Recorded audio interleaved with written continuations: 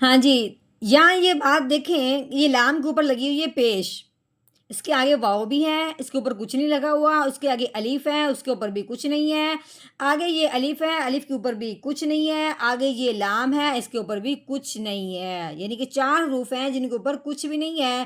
اس سے آگے دیکھا ہے تو آگے صاد کے اوپر کیا لگی ہوئی ہے؟ کھڑی زبر لگی ہوئی ہے اور اس کے نیچے شاد لگی ہوئی ہے۔ اب ہم نے کھڑی زبر سے پہلے شاد کو دیکھنا ہے۔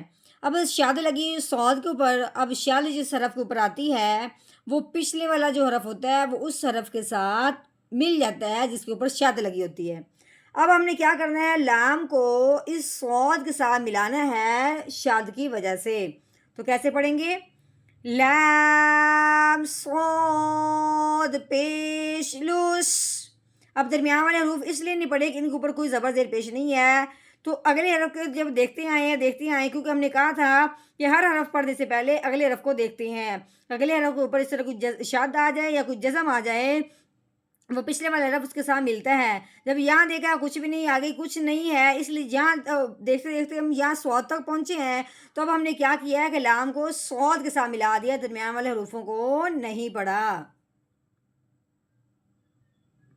نحمده ونصلي على رسوله الكريم، اما بعد فاعوذ باللہ من الشیطان الرجیم، بسم اللہ الرحمن الرحیم۔ السلام علیکم ورحمۃ اللہ وبرکاتہ۔ امید ہے آپ سب خیریت سے ہوں گے، انشاءاللہ جہاں ہوں گے ایمان اور صحت کی نعمت سے مالا مال ہوں گے۔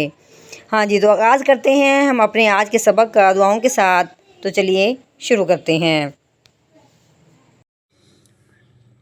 اللہم صلی علی سیدنا و مولانا محمد وعلی آل سیدنا و مولانا محمد وبارک وسلم۔ رب اشرح لی صدری ویسر لی امری واحلل عقدۃ من لسانی یفقہوا قولی۔ رب زدنا علما، رب زدنا علما، رب زدنا علما۔ اعوذ باللہ من الشیطان الرجیم، بسم اللہ الرحمن الرحیم۔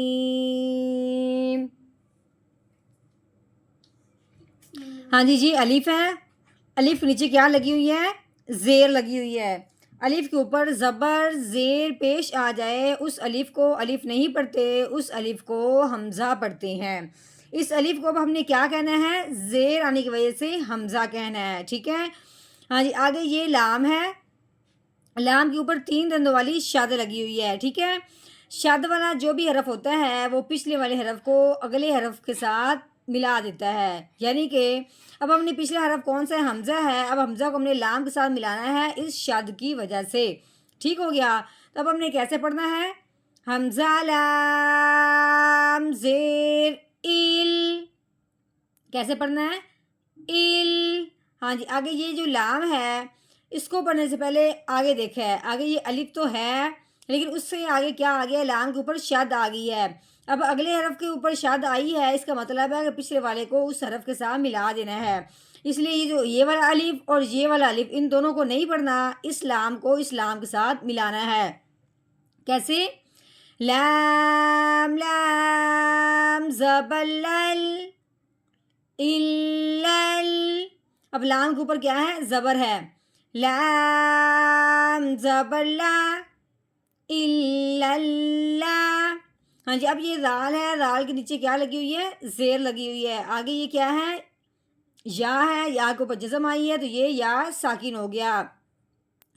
ہاں جی، جب بھی یا ساکن ہو اس سے پہلے حرف کے نیچے زیر آ جائے تو وہ پہلے والا حرف یا ساکن کے ساتھ ملتے ہوئے ایک الف کے برابر لمبا ہوگا۔ کیسے پڑھیں گے؟ رال یا زیر ری الا الذی۔ اب نون ہے، نون کے اوپر زبر لگی ہوئی ہے، نون زبرنا الا الذین۔ ہاں جی، آگے کیا ہے؟ الف ہے، الف کے اوپر آگے کھڑی زبر، ٹھیک ہے؟ کھڑی زبر کے آنے کی وجہ سے الف کو ہم نے حمزہ بنا دیا، ٹھیک ہے؟ اور کھڑی زبر جس حرف کے اوپر آتی ہے اس حرف کو ایک الف کے برابر لمبا کر دیتے ہیں۔ کیسے پڑھیں گے؟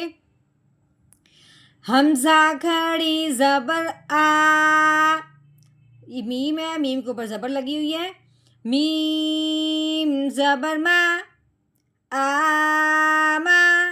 ہاں جی یہ نون ہے، نون کے اوپر کیا لگی ہوئی ہے؟ پیش لگی ہوئی ہے. آگے یہ واؤ ہے، واؤ کے اوپر کیا لگی ہوئی؟ جزم. تو یہ ہو گیا واؤ ساکن. واؤ ساکن ہو اس سے پہلے حرف پہ پیش آ جائے تو پہلے والا حرف واؤ ساکن کے ساتھ ملتے ہوئے ایک الف کے برابر لمبا کریں گے. کیسے؟ نون واؤ پیش نو، آمانو. ہاں جی آگے دیکھیں یہ واؤ ہے، واؤ کے اوپر زبر لگی ہوئی ہے، آگے عین کے اوپر بھی زبر ہے. واؤ زبر وا، عین زبر آ، وعا. میم کے نیچے زیر لگی ہوئی ہے، میم زیر می، وعامی. ہاں جی یہ لام ہے، لام کے اوپر پیش لگی ہوئی ہے. آگے واؤ بھی ہے، واؤ کے اوپر کوئی زبر زیر پیش نہیں. الف کی یہ الف ہے، یعنی ایک واؤ اور دو الف ہیں، ان کے اوپر کوئی زبر زیر پیش نہیں ہے. اس کے آگے یہ لام سا بنا ہوا ہے، آگے یہ صاد ہے، صاد کے اوپر 3 دندوں والی شاد لگی ہوئی ہے. اب اس شد کے آنے کی وجہ سے اب ہم نے لام کو اس صاد کے ساتھ ملانا ہے. درمیان میں یہ واؤ، یہ الف، یہ لام، یہ بالکل نہیں پڑھے جائیں گے کیونکہ ان کے اوپر کچھ بھی نہیں لگا ہوا. ٹھیک ہے، کیسے پڑھیں گے؟ لام صاد پیش لس، وعاملس. صاد کے اوپر کیا ہے؟ کھڑی زبر ہے، اس کو ہم نے ایک الف کے برابر لمبا کرنا ہے. صاد کھڑی زبر سو. ٹھیک ہے.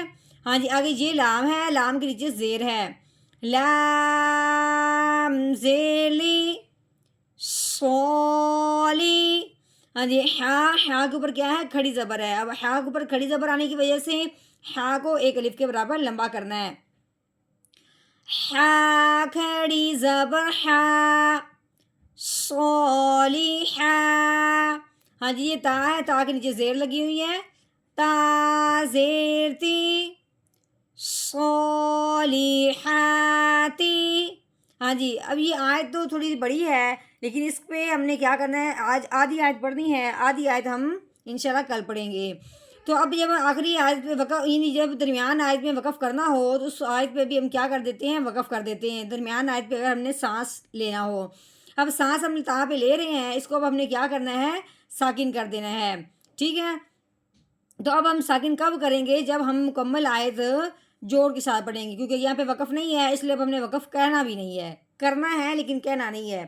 تو چلیے شروع کرتے ہیں. اعوذ باللہ من الشیطان الرجیم. سورۃ الانشقاق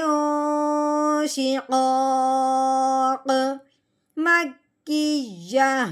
بسم اللہ الرحمن الرحیم.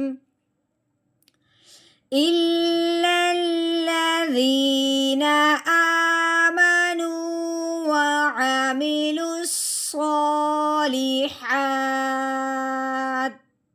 یہ وقف کیوں کیا ہے؟ کیونکہ یہاں پہ آیت نہیں ہے لیکن ہم نے سانس توڑا ہے، جس کی وجہ سے یہ درمیان میں ہم آیت کی طرح وقف کر دیں گے، لیکن کل انشاءاللہ ہم سارا ملا کے پورا لے کے جائیں گے.